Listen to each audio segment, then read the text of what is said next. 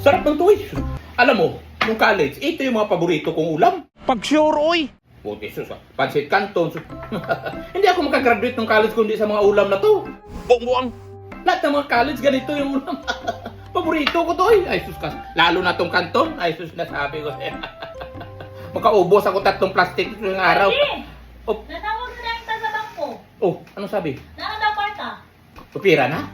Pwede na maka-withdraw. Pwede na. Ano, mag-withdraw ka na dun. Withdraw ka ng... Ito yung ulam natin ngayon. Pag sure, oy!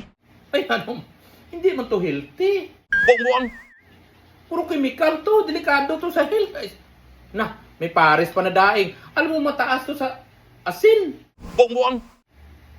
Mag-withdraw ka dun, mag-withdraw ka, magbili ka ng mga healthy na anong...